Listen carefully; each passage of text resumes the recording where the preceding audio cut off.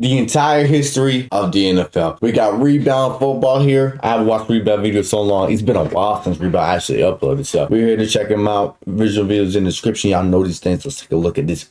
Take a look at the history, the entire history of football. I messed that intro up so bad. Did you know the NFL used to look like this?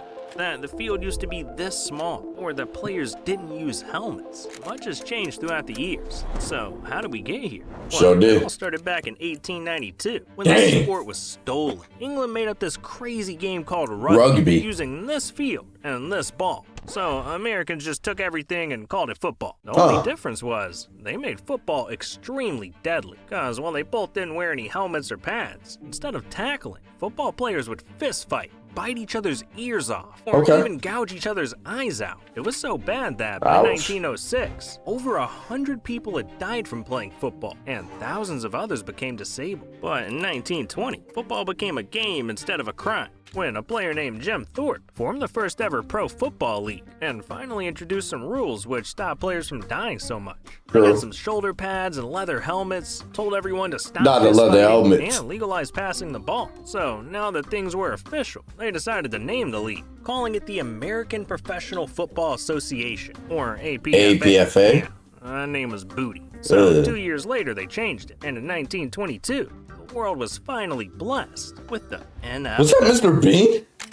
Now, I swear that was Mr. Bean. Chapters in the NFL's history. And 14. We got 1922, an era where the league was terrible. There was no Super Bowl, no game schedule. I mean, teams would literally play whenever they wanted. And when it comes to players, the pay was so bad, it wasn't a full-time gig. So the league was filled with milkmen and coal miners in jerseys. And but he played people from 9 to 5. That worked 9 to 5. All of that. Were you really gonna support the Columbus Panhandles, the Moline Universal Tractors, or whatever the hell this is? Yeah, those were real NFL teams. It was impossible to be a fan, and the NFL knew it too, because the league just wasn't growing. Over the next 20 years, things only got worse. I mean, 14 different teams went bankrupt, and those that did survive had to take out loans to pay their players. Plus, the NFL wasn't even the best football league. College football was literally 20 times more popular. It still is. Like the beginning of the end. Low-key. But in 1949, the NFL came up with a genius solution, implementing 3 key changes that no other league had at the time. They had set game schedules, started televising games, and to help with reducing injuries, the NFL introduced plastic helmets. The inventor sure has faith in his helmet, for he's going to try it out himself. And now watch him take it. Right on the old beam. Yeah, along with some that's a sandbag on his head. 49ers. And all these changes work because the They had the Cleveland Browns. They never changed their name. Had become the most watched sporting event in TV history. See, the 2 biggest teams in the league, the New York Giants and Baltimore Colts, were facing off. And after going back and forth all game, the 2 teams went into the first ever sudden death overtime. So everyone and their mom tuned in. I'm talking. Oh yeah, I bet they did have that rebound. Literally 9 times more than the year before. And after the Colts took home the W, it became forever nicknamed the greatest game ever played. Okay. In the 1960s, roughly 11 years later, a rival league was formed called the AFL, which introduced teams like the Texans, Chargers, Bills, Raiders, and Patriots. And their owners were way more rich and way more greedy, so they were trying to take the NFL down by any means necessary, like stealing their players, nabbing their TV contracts. They even paid players so much that the NFL couldn't afford to stay in business. Why not just combine the 2, gentlemen? Come on. So the NFL had no choice but to play dirty back by stealing AFL star players like Pete Gogolak. But after 7 years of back and forth, it became clear nobody was winning. So to avoid bankruptcy, the 2 decided to merge and become one league. Let's merge. The NFL. Again. Yeah. We've got 9 more chapters about the NFL's history coming up. And that's not all. We'll talk about the future too, because the NFL will be implementing artificial intelligence that predicts plays before they even happen. And the league wants to replace refs with AI. Yeah, the NFL's changing a lot. But no, please don't do that. You should check out today's sponsor. Not in this video. Not in this video, Rebound. You know, we don't, if I ain't sponsored by them, I ain't promoting them over here. one of the most controversial moments in NFL history would happen during the final play of a 1972 AFC playoff game. The Steelers quarterback threw the ball. It bounced off a player's helmet. And not only that, it somehow fell into another player's hands. And the Steelers scored the game. One of the craziest. This play was so incredible. It became forever known as the Immaculate Reception. But here's the problem. Back then, once the ball left a quarterback's hands, an offensive player could not catch a pass that had been touched by another offensive player, unless a defensive player has touched the ball. But when you watch the tape back, it's impossible to tell if a defensive player ever actually touched the ball. So this instantly sparked outrage, with Raiders players and fans saying that catch should not have counted. When a guy crosses a goal line, it's either a touchdown or it's not. They didn't call it a touchdown. They didn't know if it was a touchdown. I went out. They said, get away. We don't know what happened. So now the referee leaves that huddle, and he goes over to the dugout on the Pittsburgh Steelers side, and he gets on the phone. And he makes a call to someone. Then he hangs up. Then he walks out into the middle field and says, touchdown. 5 or 10 minutes later. We were in a locker room.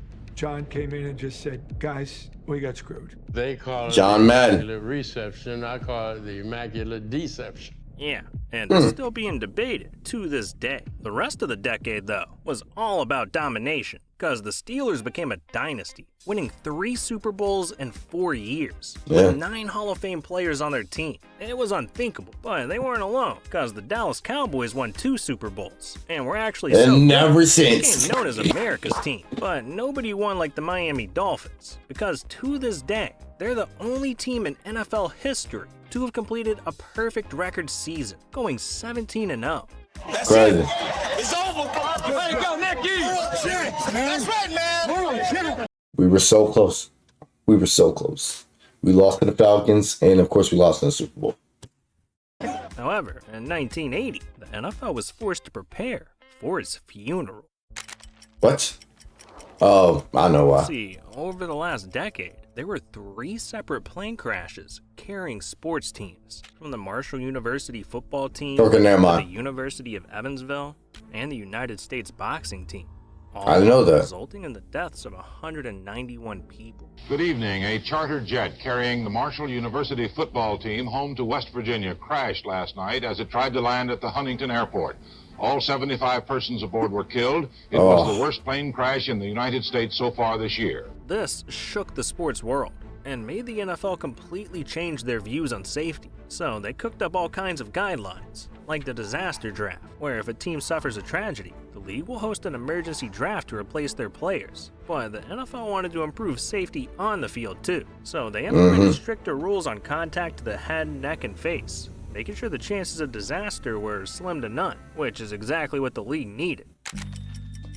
Yeah, the face mask is nasty. That, like, the 49ers drafted the greatest wide receiver of all time. Debatable. The most receiving yards in NFL history, and has the most touchdowns of all time. The one and only Jerry Rice. But he wasn't the only legend on the Niners, because he teamed up with legendary quarterback Joe Montana, and together, those two dominated the rest of the 80s, winning 2 Super Bowls together. These dudes were NFL stars, but by the 90s, an unlikely star would come around to steal the spotlight. The Super Bowl was the most popular thing on TV, pulling in an average 80 million viewers per year. But there was a problem. The halftime shows sucked, and they knew that if they wanted to increase their viewership, they had to get their act together, do something that would get everyone talking about the Super Bowl. So they called up the biggest star in the world. Michael Jackson. Hey, that's got to be the latest Super Bowl halftime. Viewership exploding to an insane 133 million. Fireworks, hurricane machines, and the Moonwalker himself formed the centerpiece of the highest-rated television broadcast of all time. That halftime show was probably lit, I ain't gonna lie. Became the must-see event of the year. I mean, people would tune in just to see the halftime show. They still do. That's still the case to this day. Legit, people only watch the halftime show. What it was Rihanna last year. The year before that, Snoop Dogg, obviously. It was June 12, 1994. Oh. Everyone was just going about their day when news broke that the ex-wife of one of the NFL's biggest stars, O.J. Simpson, was stabbed to death. People were shocked and started to question if OJ had anything to do with it. But just a couple of days after the murder, every TV station was hit with a breaking news alert saying, O.J. Simpson vanishes after being charged for a crime his fans never dreamed he could commit. Unbelievably, the most watched, most wondered about man in America has gone missing tonight. He apparently disappeared from under the noses of his lawyers and doctors this afternoon. I don't know how he disappeared. I don't know how. And vanished into the Los Angeles. I didn't know that. There is nothing like this in memory. Nothing. I understand we was. Now, obviously, I wasn't alive during this time. I wasn't born till 2000s. That's all I'm gonna say. 2000. I can say how old I am. If you know, you know. Okay. Police believe he is in that vehicle. Police radio is saying that Simpson, the passenger in the car, has a gun at his head. This was insane. Like, just imagine a player today like Tom Brady going on the run for murder. It was unlike anything the world had ever seen.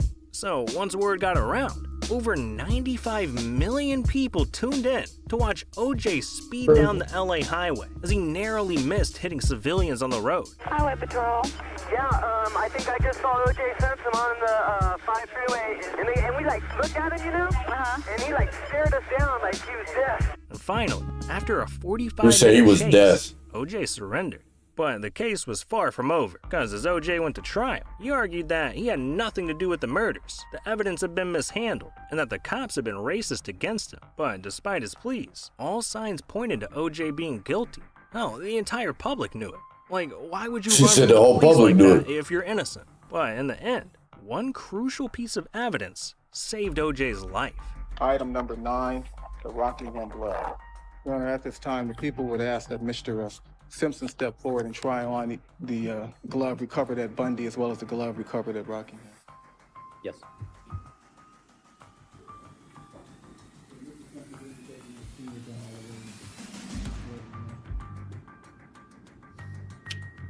All right. Thank you, counsel. It makes no sense. It doesn't fit. If it doesn't fit, that John just saved his life, boy. The jury in the above entitled action find the defendant, Orenthal James Simpson, not guilty of the crime of murder. Yeah, and he had all charges dropped against him. To this day, though, people still think OJ really did it. And yeah. It's because of things like this. Just did you do it? Yo. After we finished filming, OJ the way that lady felt he had a surprise for me, and I genuinely was surprised. I think it was his idea of a joke. Okay, that sounds outrageous. This moment really marked the beginning of NFL players going off the deep end, because the rest of the 90s were just as unhinged. Ray Caruth hired a hitman to shoot his girlfriend. That's Alonzo outrageous. Spellman threatened to kill himself with a landline telephone, all because his doctor was late to his appointment. And Cecil Collins was arrested for breaking into a woman's house to watch her sleep. He just stood there. That's weird. Watched. That's weird. All right, 2000, baby. Well, crime ruled the 90s. Cash ruled the 2000s. Sure did. Between merchandise, TV deals, and sponsorships, business was booming. The NFL was now worth $12 billion. And players wanted their piece of the bag, too. So to keep their stars happy, the NFL was forced to pay up big time, which had Brett Favre now making $47 million for 7 years. Randy Moss was making $66 million for 8 years. Hell, even safeties like Lawyer Malloy were making $35 million. Brian Duncan's only making $8 million. Players were getting you money. But in 2001, that's kind of crazy. Bledsoe smashed all the records because he was considered the best quarterback in the league, and the Patriots wanted to make sure their star was taken care of. So they offered a record-breaking $103 million contract for 10 years. But this is early 2000s, by the way. Early 2000s, boy. And by 2001, all of that money went to waste because immediately after, Drew suffered a collapsed lung and was sidelined for the entire season. The Patriots were the favorite to win it all that season, and now they were missing their star quarterback and had to rely on their backup. A guy with no experience. No need to fear. Was the 190. The GOAT's here. You saw this tall, gangly-looking kid. Looked like having ever He's seen the GOAT. Ran a 5.2 something. That is bad. Quarterbacks in the combine. Tom Brady has been put into quarterback and Drew Bledsoe taken out. Tom Brady, the second-year quarterback from the University of Michigan. God, Tom. Who, threw only 3 passes in his rookie year last year, 1 for 3, a 6-yard completion, and this is his first duty of 2001. So apparently Bledsoe knocked around a little more than it appeared, and look at it go. Brady in charge against 5 defensive backs. This man came in and instantly became a star, leading the team to a Super Bowl and winning it all that season. Brady quickly became the face of the Patriots, and soon after, the entire NFL. If it wasn't for Drew's injury, Tom Brady might have never happened. It might have never became Tom Brady. 03? 2003, there was another quarterback who was dominating. Why do it look like Will Ferrell? That can move like a running back, throw bombs like Tom Brady, and had defenses dropping to their knees. I'm talking about Michael Vick. See, for the first time ever, Mike Vick, boy, that could beat you with no help and could run into the end zone at any moment. Before Michael Vick, quarterbacks were mostly handing off or throwing the ball, but now you had to worry about a quarterback being a damn running back. And this style of play paved the way for future dual threats like Lamar Jackson, Cam Newton, yeah. At this point, the NFL was in its prime, but something happened in 2004 that scarred NFL fans for life. Houston!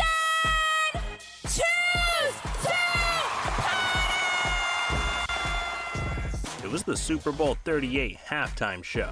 Why is Jessica Simpson out there? 1 million people watching live. You had little kids to grandparents, all huddled around their TV. And they were all excited to see 2 of the biggest stars in the world perform, Janet Jackson and Justin Timberlake. So when they finally took the stage, the world shook. Janet Jackson and JT. During the final minutes of their epic performance, Justin was supposed to rip off a part of Janet's costume to reveal another layer of her outfit. But instead, oh no, he had a wardrobe malfunction. Yeah. And this went down as the legendary Nipplegate. Was it planned, Janet? No. It was not planned. Well, what people don't understand is he was to take the off that he did. The leather piece. Janet Jackson looked almost like Michael, bro. Now, over the next 3 years, that's kind of weird. I don't know. The exciting thing that happened was Peyton Manning having his glow-up, winning his 2nd MVP, and taking home his first ring. And also, the NFL decided to ban touchdown celebrations. One of the dumbest decisions the NFL's ever made. But in 2007, returned it really hit the fan, because an entire team's reputation was ruined. See, it was the first week of the season, and the Patriots were destroying the Jets. Able to go long for Moss. Randy Moss. His first touchdown as a Patriot. It seemed like the Patriots somehow knew every one of the Jets' moves. And that's because they did. Because it turned out they were spying on the Jets, using hidden cameras. And when the NFL launched an investigation, they found out the Pats had been creeping on not only the Jets, but the entire league for almost 8 years. Dang. New England was a bunch of damn cheaters. So the NFL fined their ass $250,000 and made them give up their 2008 first-round pick. Oh, shoot. Despite getting caught and having I said the money, that's all right. They rich. Stop the Patriots. Because that same season, they went on to dominate the league. I mean, they managed to put together the greatest team the NFL had ever seen. They had guys like Randy Moss, Lawrence Maroney, Vince Wilfork, and Sammy Morris all teamed up with Tom Brady. That's crazy, bro. They went 16-0. All they had to do was win the Super Bowl, and they would have completed a perfect season. So, going into the big game, it seemed like a lock for the Patriots. Until a minute left, but the Patriots up. Some random guy. They were gonna go undefeated. Payne's brother. Until the Giants made the greatest catch in NFL history. Not just the Giants. Pressure from Thomas off the edge. Great escape. Stays on his feet. Eli Manning is the only one that's undefeated against Brady in the Super Bowl. It is caught by Tyree. Oh my God. This ball's thrown and Tyree just goes up for it like a basketball player. Harrison trying to knock it down.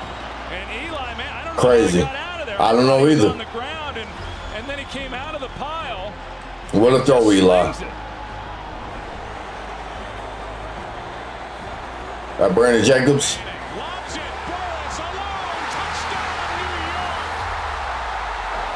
The Giants have won the Super Bowl. They've done it. But for Brady and the Patriots, this was the worst moment of their lives. Keep in mind, though, he was only 30 years old, so he knew he would return next year better than ever. Well, that is if he wasn't killed.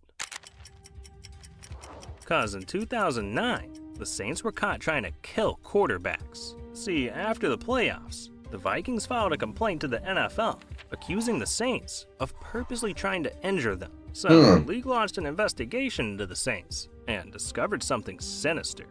Today, our partners at Yahoo Sports uncovered a recording, and on it, a New Orleans coach graphically telling players to inflict injuries in a big playoff game. Tie at the top. Got a lot of guys up at the top. Kill the hit, the body will die. Kill the hit, the body will die. We've got to do everything in the world to make sure we kill Frank Gore's hit. Whoa. We want him running sideways. We want his head sideways.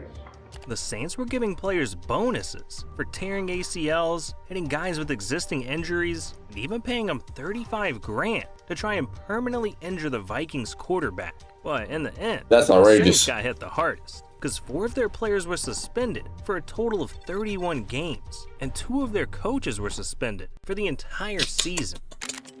Over the last few years, we saw some of the most ridiculous moments in NFL history. Marshawn Lynch had a touchdown that was so crazy. All the fans cheering caused a 2.0 magnitude earthquake. Brett Favre sent nudes to a Jets employee and got fined 50 grand. What? I didn't even know that. Storm caused the Vikings' whole stadium to collapse, causing yeah. $18.3 million in damages. It was God. ridiculous. But the most ridiculous That looks fun, though, I ain't gonna lie. The NFL almost ruined the league for a season. See, the refs felt like they were Steve overworked Smith. and underpaid. So they went on strike, saying the NFL was a bunch of cheap asses, and they weren't going to work until they got a fair deal. But the NFL responded by laughing in their face and hiring the worst replacements imaginable. You had refs that had only ever reffed in a high school game, and even some that had only reffed in a lingerie football league. Yeah, those refs. Those refs worry about the they ain't worried about the football. The guys now reffing in the NFL, and it went about as horribly as you'd expect. They were out there blowing calls and completely ruining games. Like the Hail Mary, where at the last second, the Seahawks won on a catch that should not have counted, and fans lit up the That NFL, was embarrassing. starting the hashtag things They got better Richard than Nichols. replacement refs, and even started boycotting the NFL entirely. Hell, even Obama tweeted about it. Thankfully, Hey, that's how I know it's that bad. nightmare only lasted about 3 weeks, because the NFL finally made a deal with their refs, giving them a major increase in salary and benefits. And afterwards, the commissioner even apologized to the fans. Starting with our fans, and we're sorry to have to bring our fans through that. Roger We're sorry to Goodell. bring, the general public through that. Shout out Goodell. He's still been a commissioner That's for a some of long the most time. legendary moments in NFL history, like OBJ's all-time catch, the Packers Might be the greatest miracle in catch. Motown, and the Yep. Seahawks throwing away the Super Bowl at the 1-yard line. Yeah, that one hurts. Bro, There's run one the moment, ball. though, that'll be remembered for all the wrong reasons. The biggest cheating scandal in sports history. See, during the 2015 Deflating. playoffs, the New England Patriots were taking on the Colts when Tom Brady threw a pass that got intercepted. But instead of celebrating, the Colts were pissed because the football felt deflated. So they took the ball over to the sideline and showed the ref. And what happened next shocked the entire football world. It's the latest NFL scandal, and it's Deflategate. dominating the airwaves. Deflategate. Deflategate. From the morning shows to talk radio, Deflategate. instead of talking about the Super Bowl, all eyes are on the ball. This ball. The NFL found that 11 of the Pats' 12 balls were illegally underinflated, and the Pats immediately got put on blast, getting called cheaters again by angry fans. They said, "We found your Every phone, sports Brady." show on TV trashed their name. They were even accusing Tom Brady of being the ringleader, because, well, he was the one throwing the balls. Yeah. And the NFL found some pretty sus texts between Brady and a couple of Patriots employees, talking about air pumps and needles, blowing up balls. One of the dudes even called himself the Deflator. So, after a year Help the deflator. That's crazy. The NFL put their deflated balls right in the Patriots' mouth, suspending Tom Brady for 4 games, taking 2 first-round picks, Ooh. fining the team $1 million. Ooh. But it still wasn't enough to ruin Tom Brady's career. I'm about to say. That season, he made the greatest comeback in NFL history. See, after dealing with the suspension to start the year, Tom brought the Pats all the way to the Super Bowl. Sure And did. Despite being down 28-3, 28-3. 28-3. 28-3. 28-3. they somehow came back. Oh, and won it God. all. After this, Tom Brady became the undisputed GOAT, the greatest player in NFL history, and it's not even a debate.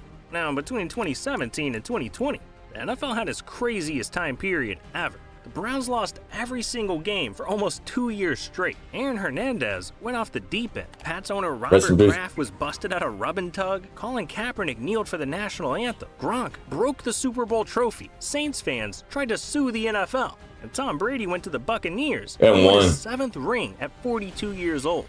Yeah, things got pretty ridiculous. But now, we gotta talk about the most ridiculous player in NFL history. This might be the Kanye West of the NFL. Might actually. Into goalpost, nuts first, twerking after touchdowns, and even arriving to practice in a hot air balloon. So one of the best receivers ever. I saw him lose his damn mind because he literally retired in the middle of a game. Odd situation. Antonio Brown boiled over, very upset on the sideline, took off his shoulder pads. Mike Evans, O.J. Howard trying to convince him to keep them on. Obviously, they were unable to do so. He tossed his shoulder pads, stripped off his shirt and glove, threw those into the crowd, then ran across the field while the teams were still on the field, giving the crowd only a person sign. that retired mid-game, bro. Official on his status. Thank you, Jen. It may be an Antonio Brown out. But he said an Antonio Brown out. That was actually the last time we ever saw AB in the NFL. And since then, the game has had some huge changes. Tom Brady retired, the Raiders moved to Las Vegas, and stars like Patrick Mahomes are earning bags we've never seen, making a ridiculous $503 million for a 10-year contract.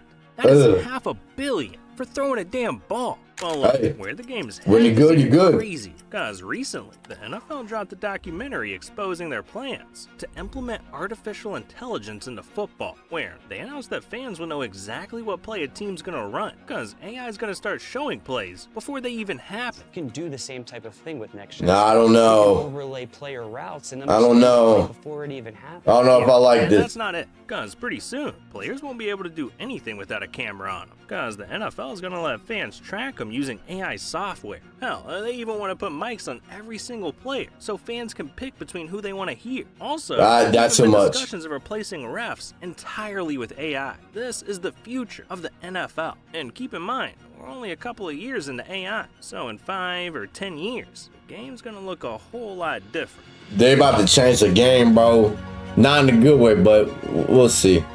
Hey, this is very well documented. Shout out to everybody over here. Shout out to Rebound and the crew and them. That was really well documented, bro. AI wise, I hope they didn't really change too much, bro. Like AI literally just got popular like last year, bro. Like, we taking off with it. It's just humans, right? Anyway, if you guys want more football videos like this, leave a like, subscribe, all the good stuff. We do this every day. See you guys next time, man. I'm out.